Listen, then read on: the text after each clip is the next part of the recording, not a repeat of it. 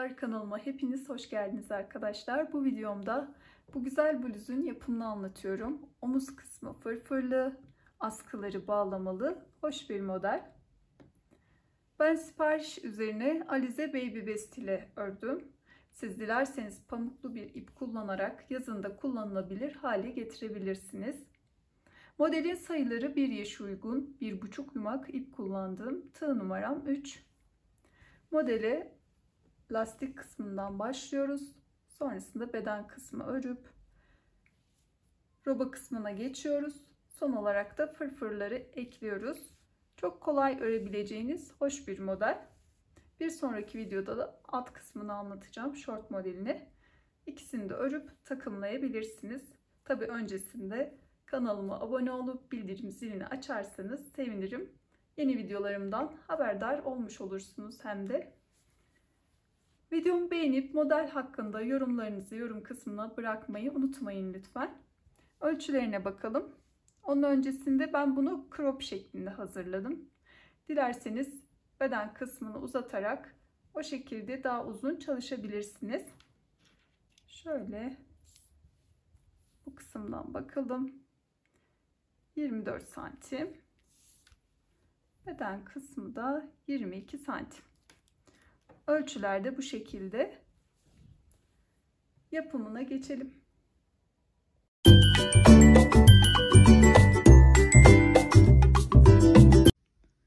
Modelde Alize Baby Best kullanıyorum. Renk numarası 185, 100 gram 240 metre bir ip. Tığ numaram ise 3. Modele zincir çekerek başlıyoruz.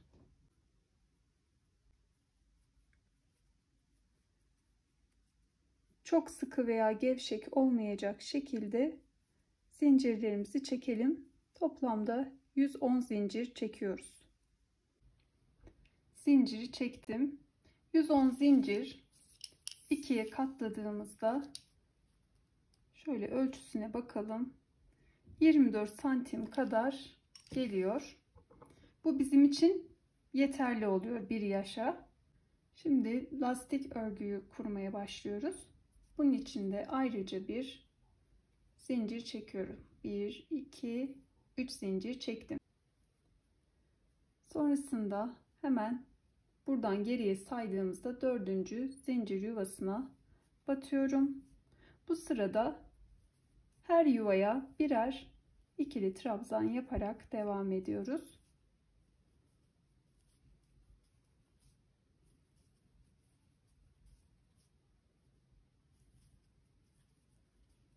Tüm zincirlerin üzerine ikili lastik örerek doldurdum.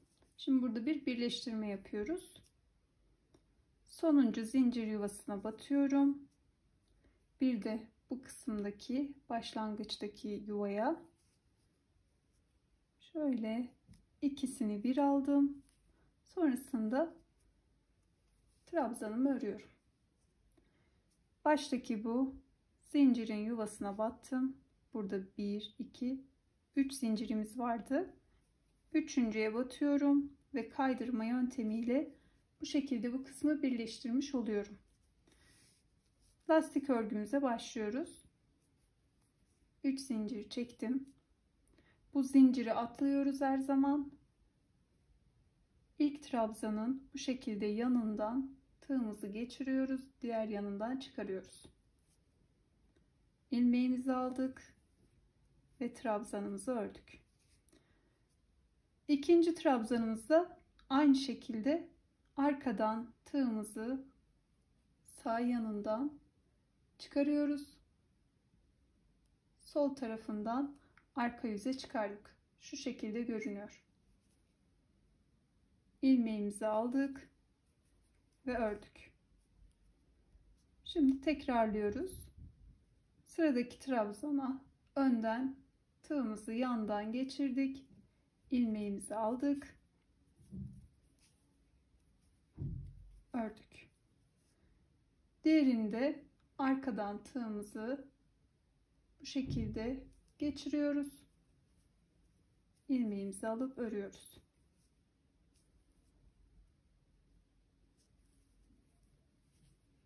bir önden tığımızı geçiriyoruz, örüyoruz. Bir de arkadan bu şekilde.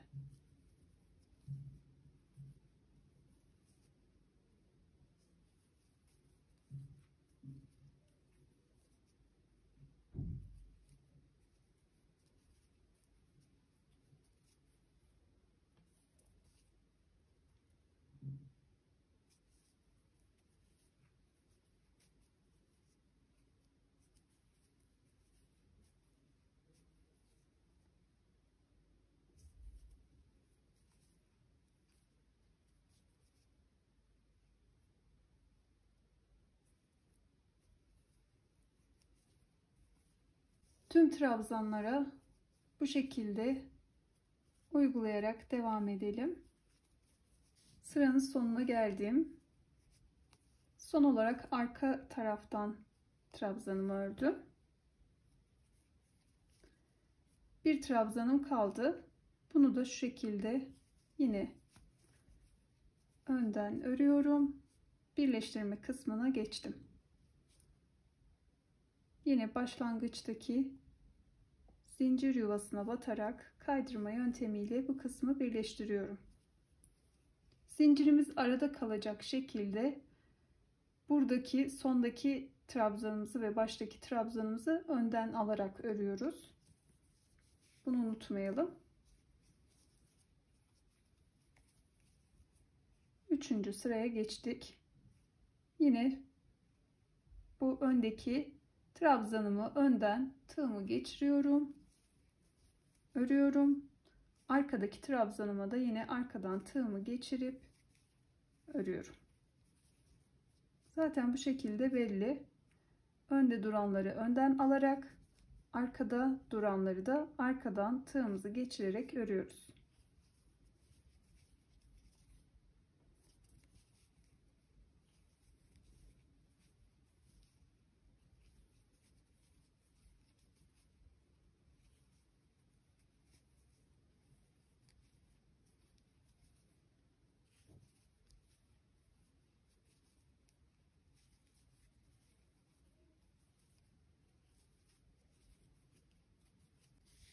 Üçüncü sıranın sonuna geldim.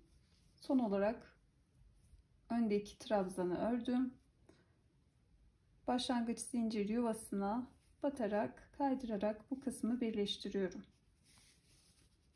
3 sıramız tamamlandı. Bir sıra daha örüyoruz. 3 zincir çektim. Yine öndeki trabzandan başlayarak örüyorum. Önde duran trabzanı önden alarak, arkada duran trabzanı da arkadan alarak örüp dördüncü sırayı da tamamlayalım. Dördüncü sırayı da tamamladım. Yine sıra sonunda birleştirmemi yapıyorum ve dördüncü lastik sırasında tamamlamış oluyorum. Modeli kurmaya başlıyoruz bu sırada. Şöyle 3 zincir çektim. Ardından bir yuva atlıyorum. İkinci yuvaya 3 tane ikili trabzan yapıyorum.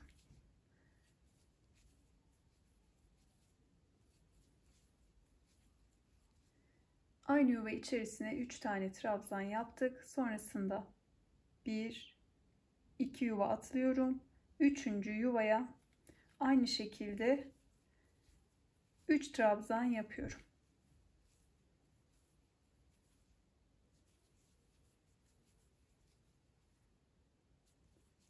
Sonra tekrarlıyorum. 1 2 yuva atlıyorum. Üçüncüye 3 trabzan.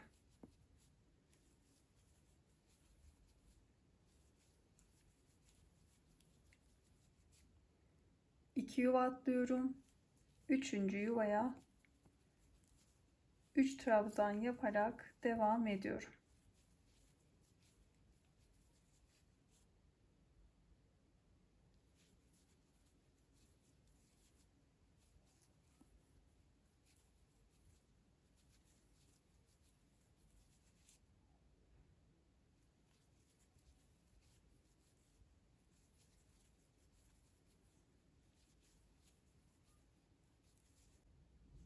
Modelin sonuna geldim.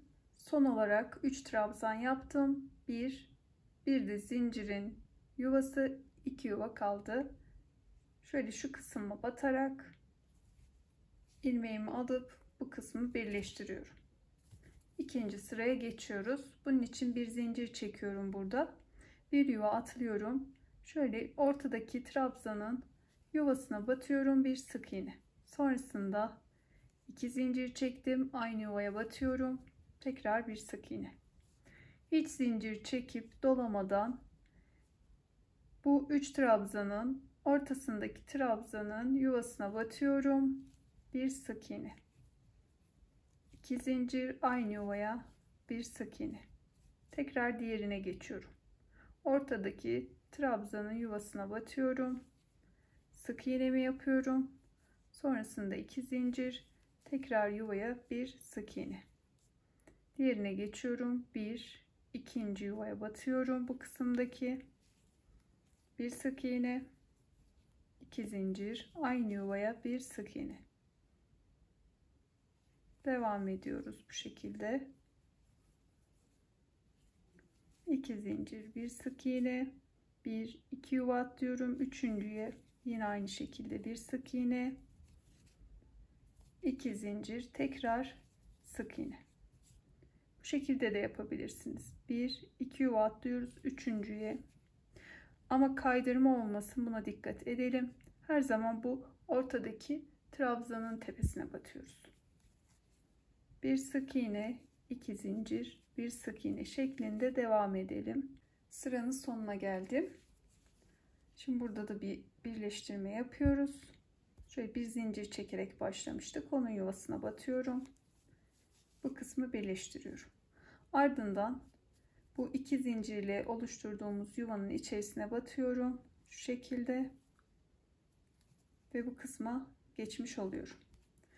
Şimdi modelimiz 2 sıradan oluşuyor. Bu şekilde tamamlanmış oldu. Sonrasında tekrarlayarak devam ediyoruz. İlk sırada yapmış olduğumuz bu 3 trabzanı bu 2 zincirle oluşturduğumuz yuvaların içerisine yapıyoruz. Başlayalım. 3 zincir çektim. Sonrasında bu yuvanın içerisine 2 tane trabzan yaptım. Bu çekmiş olduğumuz zinciri de artık trabzan olarak sayıyoruz. Sonrasında diğer yuvaya geçiyorum direkt. Buna da 3 tane trabzan yapıyorum.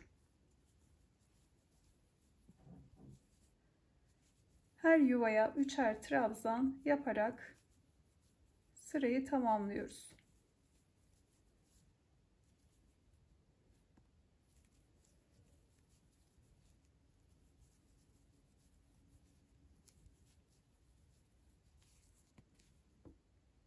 Sıranın sonuna geldim. Yine birleştirmeyi yapıyorum bu kısımda. Şöyle uçtaki yuvaya batıyorum.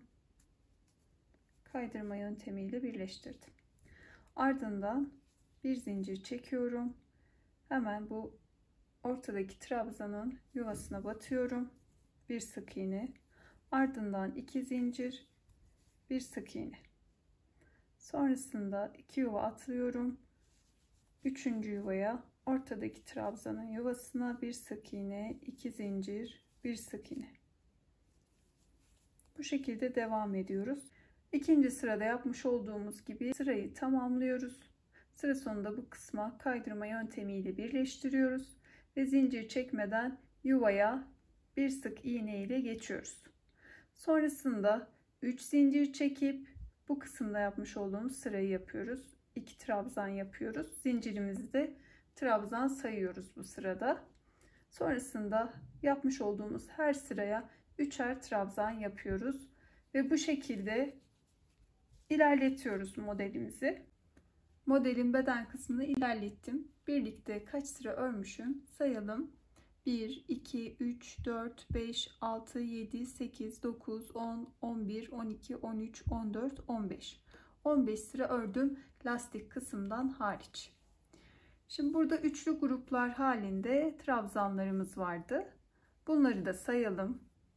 1, 2, 3, 4, 5, 6, 7, 8, 9, 10, 11, 12, 13, 14, 15, 16, 17, 18, 19, 20, 21, 22, 23, 24, 25, 26, 27, 28, 29, 30, 31, 32, 33, 34, 35, 36. 36 tane de üçlü trabzan gruplarımız var. Şimdi ikiye bölüyoruz. 18 bir tarafta, 18 de bir tarafta olacak şekilde ilk önce ön tarafı, sonra da arka tarafı örüyoruz. Her sırada da eksiltmeler yaparak oyuntu yapıyoruz. Şimdi kaldığımız yerden devam etmiyoruz. Arka yüzden devam edeceğiz. Bu sırayı arka yüzden örüyoruz. Bu üçlü trabzan gruplarını da ön yüzden örüyoruz. Şimdi başlayalım. Direkt bu kısımdan eksiltmelerle başlıyoruz. Her iki uçtan birer tane üçlü trabzan grubu eksiltiyoruz. Her sırada bu şekilde eksilterek ilerliyoruz. Başlayalım. Bir zincir çekiyorum. Dibindeki yuvayı atlayıp sıradaki trabzan yuvasına batıp ilmeğimi aldım. Kaydırma yöntemiyle 1, 2, 3 yuva atladım. Sıradaki yuva ortadaki trabzanımızın yuvası. Buna bir sık iğne yapıyorum. Ardından 2 zincir, bir sık iğne şeklinde ikinci model sıramızdaki gibi aynı işlemleri uygulayarak devam ediyoruz. 2 yuva atlıyorum. Üçüncüye yine bir sık iğne, 2 zincir, bir sık iğne yapıyorum. Bu şekilde ilerleyelim. 16 tane trabzan grubu üzerine yuva yaptım. Bir tane başta eksiltmiştik. Şimdi bir tane de sonda eksiltiyoruz. Bunu yaparken de bir kaydırma işlemi uygulayacağız. Bu kenarların düzgün bir hizada çıkması için. Son yuvayı oluşturdum. Ardından dibindeki bu iki yuvaya birer tane batarak ilmek aldım ve üçünü birlikte ördüm. Şöyle bir zincir çektim, örgümü çevirdim. Örgümü çevirdim. Yine burada da bir eksiltme uygulayacağız. Bir üçlü trabzan grubu da bu sırada eksiltiyoruz. Bunun yuvasına batıyorum. Sık iğnemi yaptım. Hemen diğer yuvaya geçtim. Buraya da bir sık iğne yapıyorum. Sonrasında 2 zincir. Zincirimizi de trabzan saydığımız için sadece 2 tane trabzan yaptım bu kenarda. Diğerlerine 3'er trabzan yaparak sıra sonunda bir yuva kalıncaya kadar devam edelim.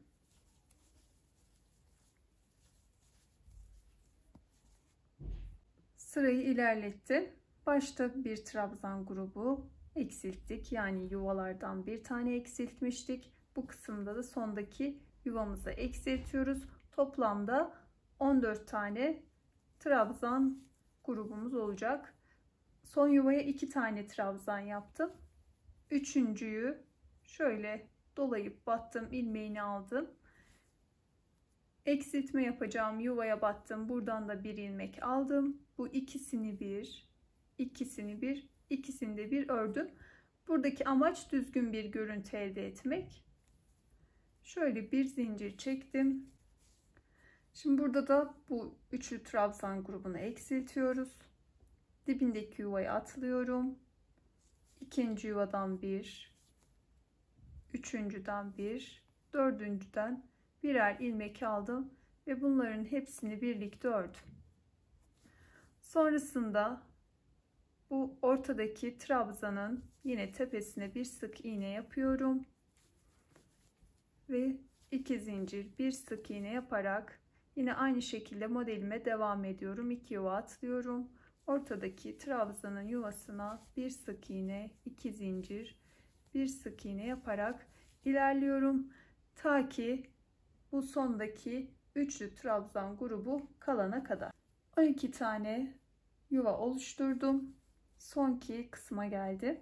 Burada da bir kaydırma yöntemiyle bu kısmı kesiyoruz. Şöyle sıradaki yuvayı atlıyorum. İkinciden bir ve kenar kısımdan bir tane ilmek aldım. İkisini bir, ikisini bir ördüm. Bir zincir çektim. örgümü çevirdim. Şimdi her iki uçta yine birer yuva eksiltiyoruz. O şekilde devam ediyoruz. Baştaki yuvaya battım. Bir sık iğne. Sonra diğerine batıyorum. Bir sık iğne yapıyorum. 2 zincir. Sadece başta 2 trabzan yapıyorum bu yuvaya. Sonrasında 3'er trabzan yaparak ilerliyorum.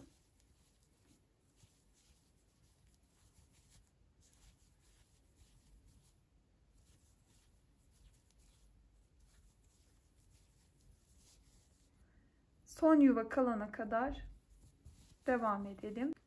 10. yuvaya 2 tane trabzan yaptım. 3.'yü doladım, battım, ilmeğini aldım ve eksiltme yapacağım yuvadan da bir tane ilmek batıp alıyorum. İkisini bir, yine ikisini bir, ikisini de bir ördüm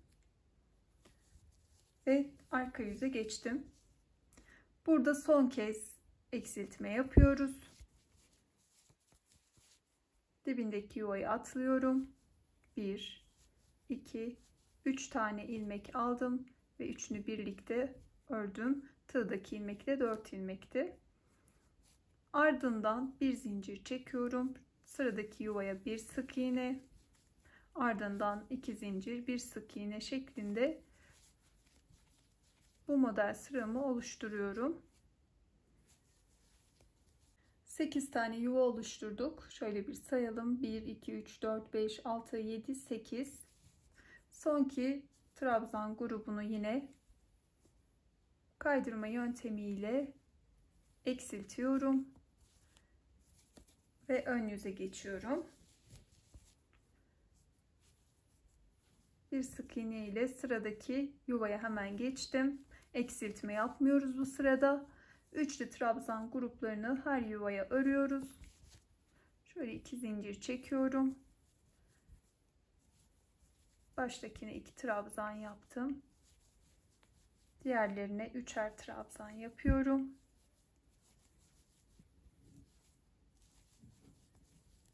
Bu kısmı tamamladım. Toplamda 8 tane üçlü trabzan grubumuz var. Şimdi askılarımıza geçiyoruz. Güzel bir teknik ile askılarımızı oluşturacağız. Askılarımız ve bağlamalı. Bunun için de ilk önce 50 tane zincir çekiyoruz. 50 tane zincir çektim. Şöyle hemen dibindeki zincir yuvasına değil de diğer zincir yuvasına batarak bir ilmek aldım ve tığdaki ilmekten kaydırarak geçirdim. Her zincir yuvasına batıyorum. Bir ilmek alıp tığdaki ilmekten geçiriyorum.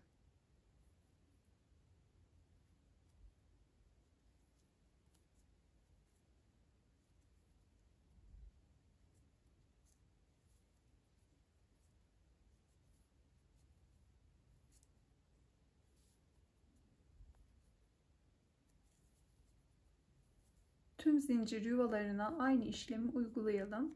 Her yuvaya batarak aynı şekilde bağcığımı oluşturdum. Şimdi arka yüze geçiyorum. Hemen dibindeki bu yuvaya batıyorum. İlmeğimi aldım ve kaydırma yöntemiyle düzgün bir şekilde bu kısmı sabitledim.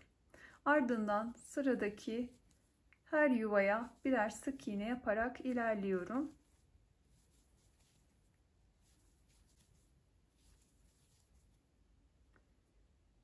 Son yuvaya geldim. Batıyorum. Sık iğnemi yaptım. Sonrasında burada olduğu gibi 50 zincir çekip ardından bağcığımı oluşturuyorum.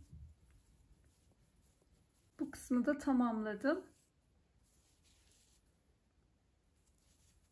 Sonki yuvaya batıyorum. Yine kaydırma yöntemiyle bu kısmı birleştirdim. 2 zincir çekiyorum. İyice sıkıladım ve ipimi kesiyorum. Arka yüzde ipimi şöyle aralardan geçirerek gizliyorum. Bu taraf tamamlandı. Şimdi diğer tarafa geçiyoruz. Aynı işlemleri uygulayarak bu kısmı da tamamlayacağız. İşlemleri tekrarlayarak arka tarafı da ördüm. Şöyle nasıl yaptım üzerinden geçmek istiyorum. Kaldığım kısımdan ipimi bağladım. Burada bir üçlü trabzan grubu eksiltip o şekilde başladım. Yuvalarımı oluşturdum. Sıra sonunda da yine bir üçlü trabzan grubu eksilttim. Ön yüze geçtiğimde de yine aynı şekilde bir yuva bu kenarda, bir yuva da bu kenarda eksilttim. Bu şekilde bu kısmı nasıl ördüysek aynı işlemleri tekrarlayarak diğer tarafı da oluşturdum. Dilerseniz videoyu geriye alıp aynı şekilde devam ederek bu tarafı da tamamlayabilirsiniz. Modelin fırfır kısmına geçiyoruz. Şöyle bu kısımdan itibaren sayalım. 1, 2, 3. sıradan fırfır kısmını oluşturacağız. Geriye 1, 2, 3 sıramız kalıyor bu sık iğne haricinde. Şöyle 3. sırayı hizalayarak başlayalım.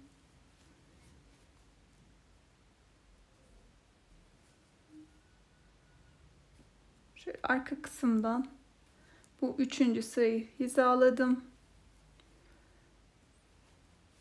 ve burada sabitledim. Ardından 1, 2, 3, 4, 5, 6, 7, 8, 9, 10, 11, 12, 13, 14, 15, 16, 17, 18, 19, 20. 20 zincir çektim. Ön tarafta da aynı şekilde buradan itibaren sayıyorum. 1, 2, 3. sıra bu kısım. Buraya şöyle batıyorum. En uç kısma. Şöyle zincirimin içerisinden kaydırarak geçirdim. İyice sıkılayıp ipimi kesiyorum.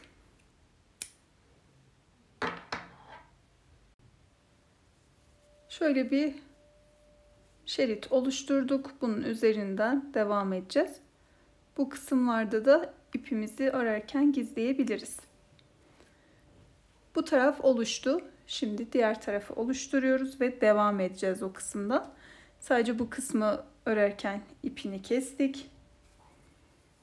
Yine aynı şekilde tığıma ilmeğimi sabitledim.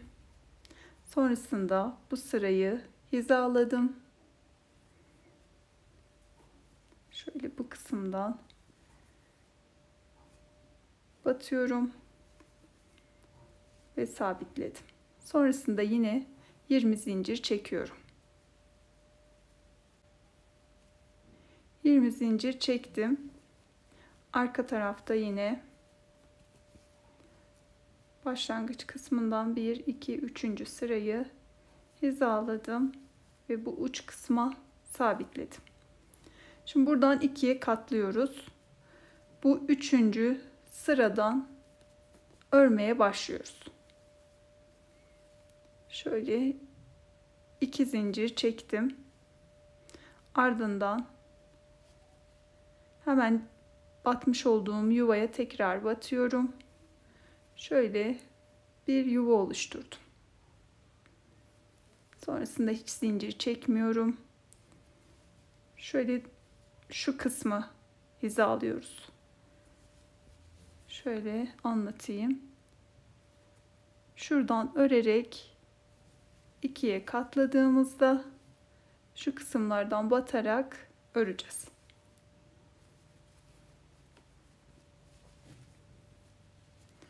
İkiye katladım ve batmış olduğum yuvalara, şu yuvalara batarak örüyorum. Bir trabzan yaptım. Bir zincir, tekrar aynı yuvaya bir trabzan. Diğer yuvaya geçiyorum. Şöyle battığımız yuvalar vardı ya, bu ortadaki trabzanın tepesine. O yuvaya tekrar batıyorum. Şöyle bakın.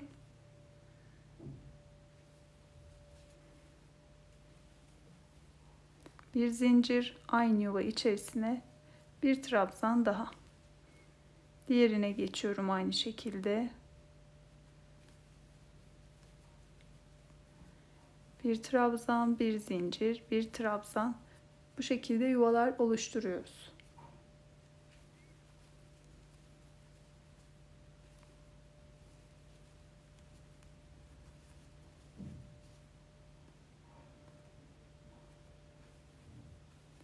Bir trabzan, bir zincir, tekrar bir trabzan. Bu kısma kadar gelelim. Zincirin başlangıç kısmına geldim. Bu kısımda bir trabzan yapıyorum. Yine bir zincir, aynı yuvaya batıyorum. Bir trabzan. Şimdi zincirin üzerine örerek devam ediyoruz. Şöyle bir, iki zincir yuvası atlıyorum. Üçüncü zincir yuvasına bir trabzan, bir zincir, bir trabzan yapıyorum. Tekrar 1, 2, üçüncü yuvaya batıyorum. Bir trabzan, bir zincir, bir trabzan yapıyorum. Aynı şekilde devam ediyorum. 2 zincir yuvası atladım. Üçüncüye bir trabzan, bir zincir, bir trabzan yapıyorum. Yine son olarak uç kısma batıyorum. Şöyle sabitlediğim kısma. Buraya da bir trabzan, bir zincir, tekrar bir trabzan yapıyorum. Sonrasında ön kısımdan yine devam ediyorum. Şöyle görmüş olduğunuz bu yuvalara şu şekilde batarak ördüğümüz bu kısımdan ilerliyorum. Sıradaki yuvaya geçiyorum. Yine aynı şekilde bir trabzan, bir zincir.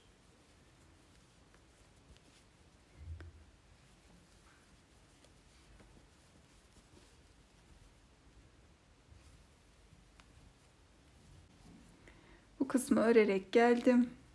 En son bu zinciri başlattığımız kısma batıyorum. Bu kısma da aynı şekilde bir trabzan, bir zincir, bir trabzan yapıyorum. Sonrasında zincir kısmına geçiyorum. 2 zincir yuvası atladım. Aynı yuva içerisine bir trabzan, bir zincir, bir trabzan yapıyorum. Yine 2 zincir yuvası atlıyorum. Üçüncüye aynı şekilde örerek devam ediyorum. Evet, bu kısımdaki son yuvayı da yaptım.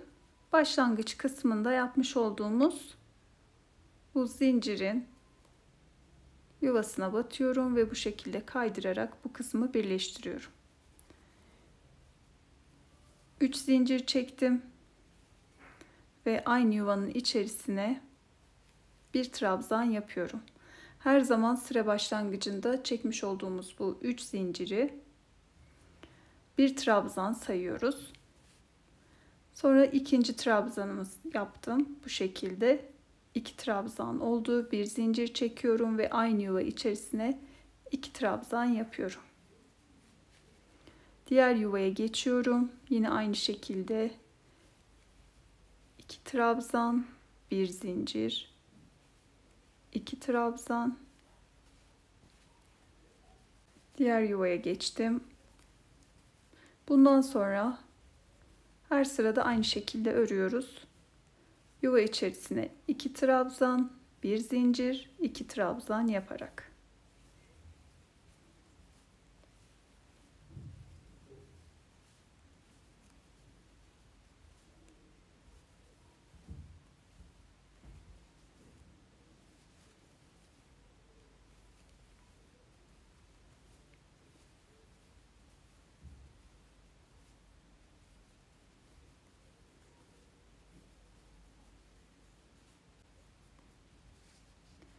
Tüm yuvaları aynı şekilde dolduralım. Sıra sonuna gelelim. En sonuncu yuvayı da ördüm. Şimdi birleştirme kısmına geçiyoruz. Başta çekmiş olduğumuz bu 3 zincirin 3. yuvasına bu şekilde batıyorum ve kaydırma işlemiyle birleştirmiş oluyorum. Şimdi bir sonraki sıraya nasıl geçiyoruz? Şöyle yapmış olduğumuz trabzanın yuvasına batıyoruz ve kaydırıyoruz. Yuvaya bir sık iğne, sonrasında 1, 2, 3 zincir. Sıra başında daha önce de söylemiş olduğum gibi çekmiş olduğumuz zinciri de trabzan sayıyoruz. Sadece bu kısımda bir trabzan yapıyoruz. Bir zincir, 2 trabzan. Diğer yuvaya geçiyorum. Yine aynı şekilde 2 trabzan, bir zincir, 2 trabzan yaparak tüm yuvaları dolduruyorum.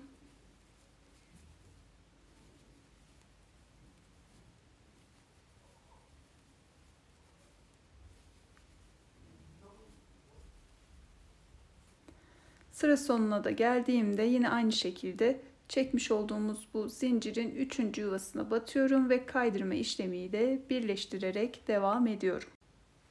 Bu sıra haricinde bir sıra daha örelim. Yani toplamda başlangıçtan itibaren 4 sıraya tamamlayalım. Modeli 4 sıra ördükten sonra son sırayı da ördüm. Son sıranın tek farklılığı bu uç kısımlardaki pıtırcıklar. Bunların da nasıl yapıldığını göstermek istiyorum. İlk önce bir üzerinden geçelim. Yine aynı şekilde zincir çekerek başladım. Bir trabzan yaptım. Sonrasında 3 zincir çekip kaydırma tekniğiyle üst kısma sabitledim. Sonra 2 trabzanımı yaptım. Ardından yine 2 trabzan, 3 zincir bu kısma sabitliyoruz. 2 trabzan şeklinde devam ettim. Başlangıcımız aynı. Şöyle ilk önce 2 trabzan yapıyoruz. Ardından 3 zincir çekiyorum. Şu trabzanımızın tepe kısmından tığımı batıyorum. Şöyle yandaki ilmeğe de bu 2 ilmeğe tığımı geçirdim. İlmeğimi aldım. Tığdaki ilmekten geçirdim. Sonrasında 2 trabzanımı örüyorum. Ve diğer yuvaya geçiyorum. 2 trabzan ördüm. Yine 3 zincir yapıyorum. Tepe kısma şöyle trabzanımızın tepesinden batıyoruz ve kaydırma tekniğiyle birleştirdik. Son olarak 2 trabzanımızı örüp bu kısmı birleştiriyoruz. 2 trabzanı yaptıktan sonra bu kısma sabitledim. 2 zincir çekip sıkıladım ve ipimi kestim. Fazla ipimi şöyle arka kısımlardan tığımı geçirerek alıyorum.